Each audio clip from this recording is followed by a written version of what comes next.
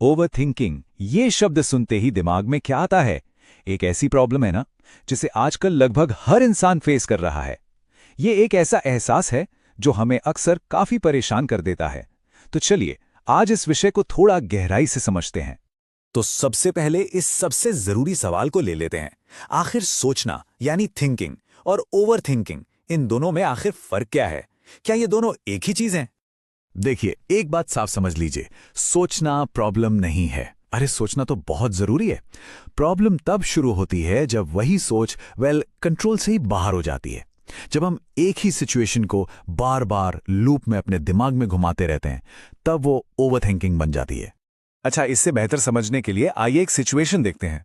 ये एक ऐसा चक्रव्यूह है, सोच का चक्रव्यूह, जिसमें हम सब कभी ना कभी फंस जाते हैं।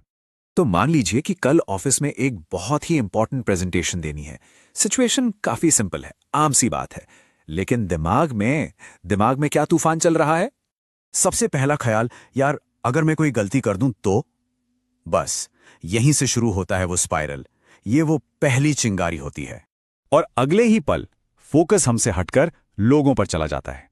दिमाग में ये सवाल गूंजने लगता है, लोग क्या सोचेंगे? उनकी नजर में हमारी इमेज क्या रह जाएगी? और फिर आता है सबसे बड़ा डर, फेलियर का डर। बॉस को पसंद नहीं आया तो? और देखते देखते वो एक सिंपल सी प्रेजेंटेशन दिमाग में इतनी बड़ी बन जाती है कि हमारा असली कॉन्फिडेंस तो कहीं बस खो जाता है। लेकिन सवाल तो ये है ना कि आखिर हम ऐसा सोचते ही क्यों हैं? इसके पीछे का रीजन क्या है? इसके पीछे ना दो बड़े कारण हैं। पहला, हमें फ्यूचर को कंट्रोल करना पसंद है, और जब फ्यूचर अनसर्टेन लगता है तो हमारा दिमाग क्या करता है? वो अलग अलग और ज्यादातर नेगेटिव सिनेरियोज बनाने लगता है। और दूसरा, हमारा ब्रेन सर्वाइवल के लिए बना है, तो उसका काम ही है खतरे को पहले देखना। बस आज की लाइफ में वही आदत ओवरथिंकिंग बन गई है। तो इस ओवरथिंकिंग का सबसे बड़ा नुकसान, सबसे बड़ी कीमत क्या है? इसका असर हमारे एक्शंस पर पड़ता है, और इसी को कहते हैं एनालिसिस पैरालिसिस। चलिए, इसको एक रियल लाइफ एग्जांपल से समझते हैं। एक दोस्त है जो अपनी जॉब बदलना चाहती थी। शुरू में तो आइडिया बहुत अच्छा लगा, लेकिन पता है क्या हुआ? उसने अगले 6 महीने तक सिर्फ सोचा, कोई एक्शन नहीं लिया। उसके दिमाग में ना बस यही व्हाट इफ्स का जाल बुन रहा था।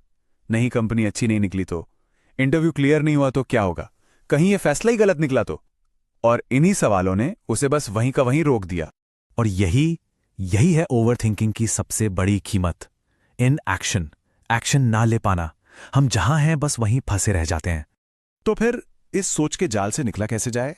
इस कंफ्यूजन को साफ करने का, क्लैरिटी पाने का फॉर्मूला क्या है? देखिए, जब हम सिर्फ सोचते ही रहते हैं तो हमारा दिमाग एक उलझे हुए धागे की तरह हो जाता है। कंफ्यूजन बस बढ़ता ही जाता है। लेकिन इस उलझन को, इस कंफ्यूजन को काटने वाली सिर्फ एक चीज है, और वो है एक्शन। एक छोटा सा कदम। ये लाइन, इसको हमेशा याद रखिएगा। Clarity through action. मतलब साफ है, जब हम एक्शन लेते हैं तो कंफ्यूजन कम होता है, और जब हम सिर्फ सोचते रहते हैं तो कंफ्यूजन बढ़ता है। सिंपल। अच्छा, फॉर्मूला तो मिल गया, लेकिन इसको लाइफ में अप्लाई कैसे करना है? चलिए देखते हैं कि सोच से सफर तक कैसे पहुंचना है। यहां 3 बहुत ही सिंपल स्टेप्स हैं। नंबर 1, अपने दिमाग में जो भी चल रहा है ना, उसे एक पेपर पर लिख डालिए। जब थॉट्स पेपर पर आते हैं, उनकी असलियत सामने आ जाती है। नंबर 2, सिर्फ उस चीज पर फोकस कीजिए जो आपके कंट्रोल में है। प्रेजेंटेशन का रिजल्ट कंट्रोल में नहीं है, लेकिन उसकी तैयारी वो 100% आपके कंट्रोल में है। और सबसे इंपॉर्टेंट, नंबर 3, एक छोटा सा एक्शन लीजिए, क्योंकि सच कहूं तो एक्शन ही ओवरथिंकिंग की सबसे अच्छी दवा है। और अब आखिर में एक सबसे जरूरी माइंडसेट शिफ्ट की बात करते हैं। ये एक ऐसी सोच है जो सारे प्रोसेस को आसान बना देगी। पता है हमारी सबसे बड़ी गलती क्या है? हम हर बार एक परफेक्ट डिसीजन लेना चाहते हैं, लेकिन सच्चाई तो यह है कि लाइफ में परफेक्ट डिसीजन जैसी कोई चीज होती ही नहीं है। सिर्फ लर्निंग डिसीजंस होते हैं। हर फैसले से हम कुछ ना कुछ सीखते हैं, और जब हम ये समझ जाते हैं तो आगे बढ़ने का डर अपने आप कम हो जाता है। तो याद रखिए, सोचना बिल्कुल जरूरी है, लेकिन उससे भी कहीं ज्यादा जरूरी है एक्शन लेना। आज जो आप एक छोटा सा कदम लेंगे ना, वही आपको आने वाले कल में क्लैरिटी देगा। तो अब ये सोचिए, इस कंफ्यूजन से निकलने के लिए आपका वो पहला छोटा सा स्टेप क्या होगा।